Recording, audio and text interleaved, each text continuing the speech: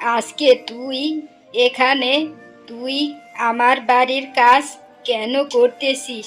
আরে মিতুর মা কোথায়? মিতুর মা আসেনি?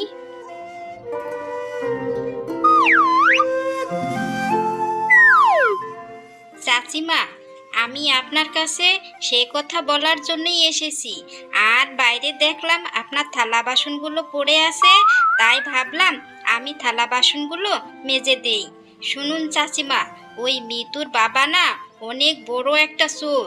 আর মিতুর মা যে আপনার ঘর থেকে চুরি করে নিয়ে যাবে না, তার কি কোনো বিশ্বাস আছে?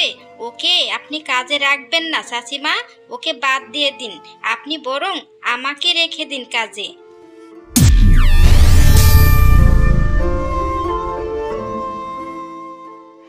আরে ঠিকই বলেছিস, আমিও একটু একটু শুনেছি মিতুর বাবা অনেক বড় একটা চোর। কিন্তু মিতুর মা তো চোর না, তাই মিতুর মাকে রেখে দিয়েছিলাম। কিন্তু তুই যা বলছিস সত্যি বলছিস, হতেও পারে মিতুর মা আমার ঘর থেকে এটা সেটা নিয়েও যেতে পারে। ঠিক আছে, কালকে থেকে তুই আমার বাড়িতে কাজ করবি, আমি মিতুর মাকে না করে দেব। ঠিক আছে? ঠিক আছে চাচিমা, তাহলে আমি আজকে যাই, আমি কালকে আসব।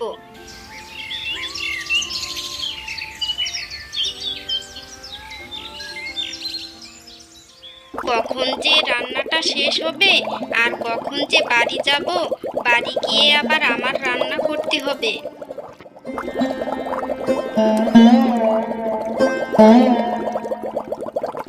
এ মিতুর মা, মিতুর মা, তোর রান্না হয়েছে?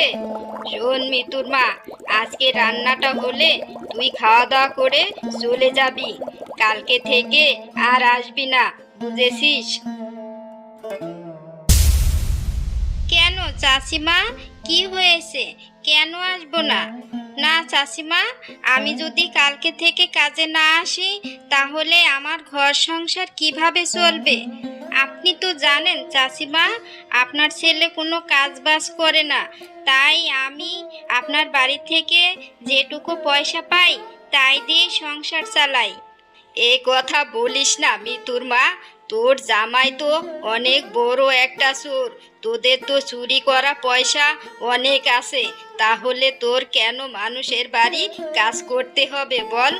আর শোন, তুই কালকে থেকে আসবি না এজন্যই যে তোর জামাই একটা চোর, তুই আবার কবে আমার ঘর থেকে কি চুরি করে নিয়ে যাবি তার কি কোনো বিশ্বাস আছে?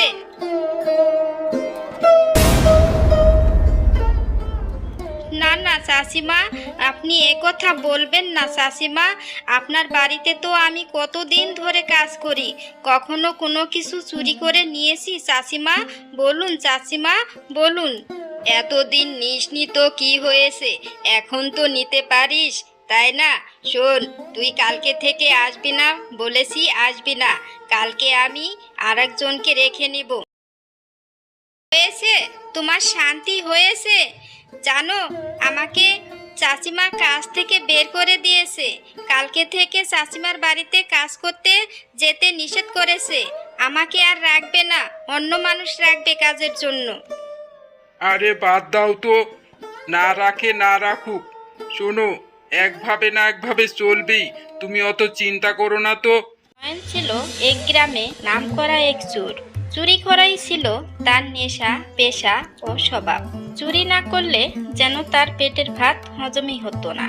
রাত নামার সাথে সাথেই সেও নেমে পড়তো চুরি করার জন্য। একদিন হায় রে কপাল, এই গ্রামের লোক আমার ভয়ে সব গরু ছাগল বিক্রি করে দিয়েছে। এখন পুরো গ্রাম খুঁজলে একটা মুরগি পর্যন্ত পাওয়া যাবে না। না, এই গ্রামে আর থেকে লাভ নাই, এখন দেখি সামনের গ্রামে গিয়ে কিছু পাই কিনা। অন্যদিকে একটা লোক শহরে নতুন চাকরি পায়।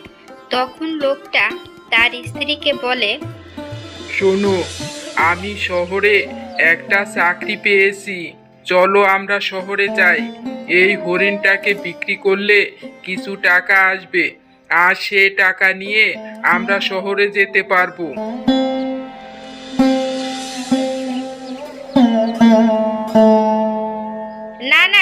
এটা আমার খুব শখের হরিণ, এটাকে আমি কিছুতেই বিক্রি করতে পারবো না।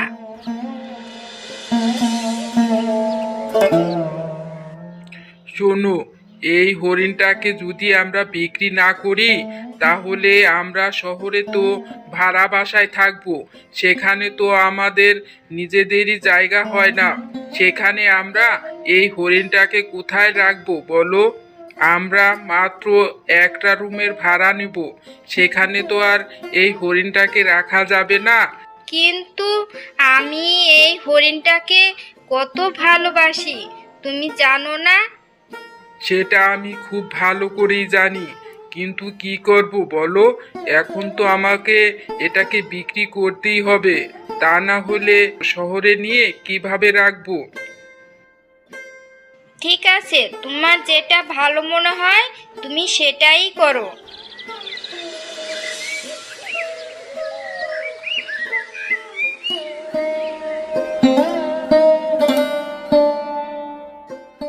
আমার পেটে কি কামড় দিয়েছে, কিন্তু এখানে আমি কোথায় যাব? ওই তো একটা ঝোড় দেখা যাচ্ছে, ওখানেই যাই।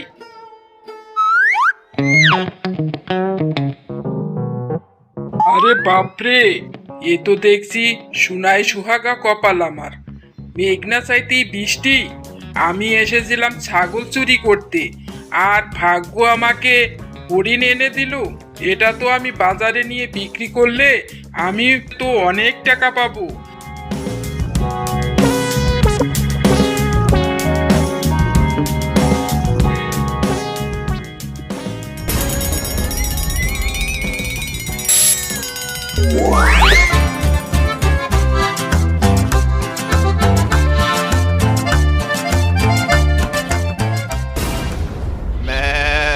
তুমি আমাকে কেন এনেছো?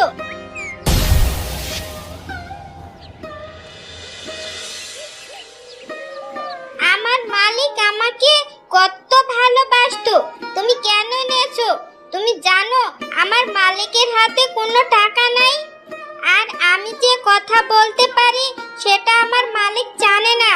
কারণ আমার মালিক যদি জানতো আমি কথা বলতে পারি, আমার মালিক তো এমনিতেই আমাকে অনেক ভালোবাসে, আরও আমার কথা শুনে তো আরও আমাকে বিক্রি করতো না, আর তাদের হাতে কোনো টাকাও আসতো না। তাই আমি বুঝতে দেইনি যে আমি কথা বলতে পারি। তুমি কেন এনেছো? ছেড়ে দাও আমাকে, আমি মালিকের কাছে যাব। আরে বাপরে, তুই তো দেখছি কথাও বলতে পারিস। এবার তো দেখছি আমি আরো ভালো দামে বিক্রি করতে পারবো। হ্যাঁ, আমি কথা বলতে পারি, কিন্তু আমার মালিক জানে না যে আমি কথা বলতে পারি। কারণ আমার মালিক যদি জানতো আমি কথা বলতে পারি তাহলে আমার মালিক আমাকে বিক্রি করতো না। এবার তুমি আমাকে ছেড়ে দাও। আরে চুপ কর, আর কোনো কথা বলবি না। আর শোন, তুই যে কথা বলতে পারিস এটা যেন আমার বউ কিছুতেই না জানে, বুঝেছিস? তুই যদি কথা বলিস তাহলে তুই পটপট করে সব বলে দিবি যে তোকে আমি চুরি করে এনেছি।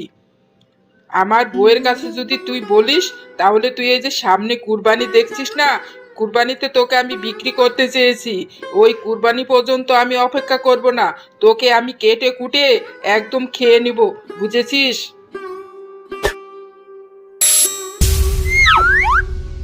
শয়তান লোক একটা আমাকে চুরি করে এনেছে, আবার ওর বউয়ের কাছে বলতেও দেবে না যে আমাকে চুরি করে এনেছে।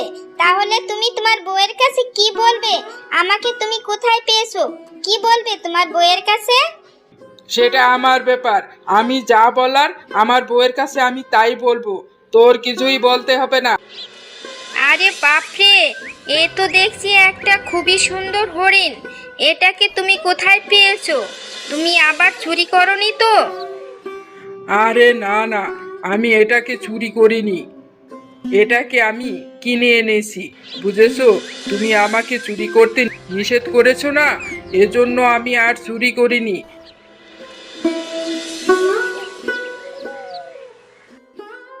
তুমি এটাকে সত্যি বাজার থেকে কিনে এনেছো? আরে হ্যাঁ হ্যাঁ, এটাকে আমি বাজার থেকে কিনে এনেছি। চলো কিন্তু তুমি যে ভালো হয়ে গেছো শুনে আমার খুবই ভালো লাগতেছে। এই খুশিতে তোমাকে ভালো ভালো রান্না করে খাওয়াবো, চলো।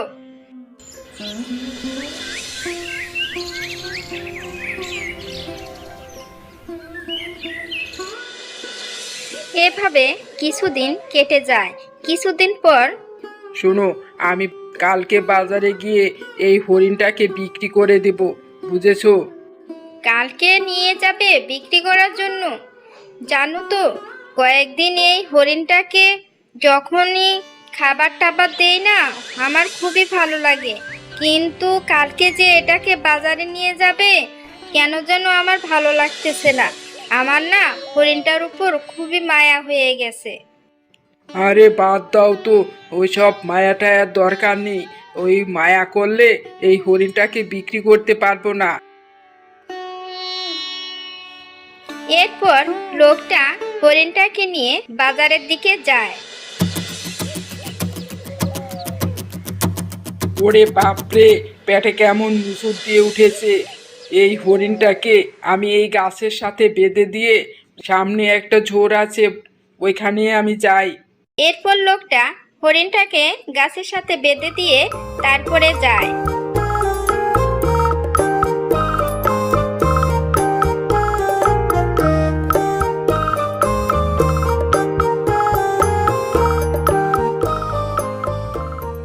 আরে, এ তো দেখছি একটা হরিণ। এই হরিণটা এখানে কে বেঁধে দিয়ে গেছে? তো যার মন নাই তার হোক, এটা আমার জানার কোনো দরকার নেই। এটাকে আমি চুরি করে নিয়ে যাই।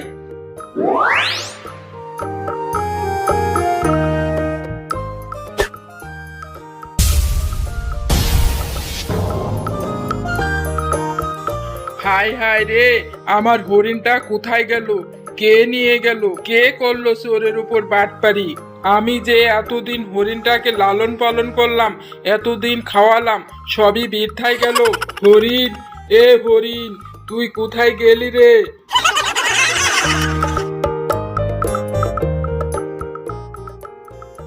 এরপর লোকটা বাড়ি ফিরে যায়।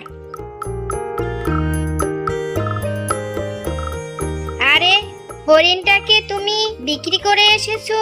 কত টাকা বিক্রি করেছো গো?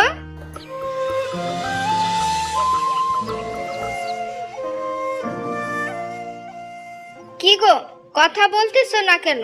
হরিণটাকে কত টাকা বিক্রি করেছো বলো? কই, টাকা দাও আমার কাছে। আমি হরিণটাকে যেই দামে কিনেছিলাম সেই দামই বিক্রি করে দিয়েছি।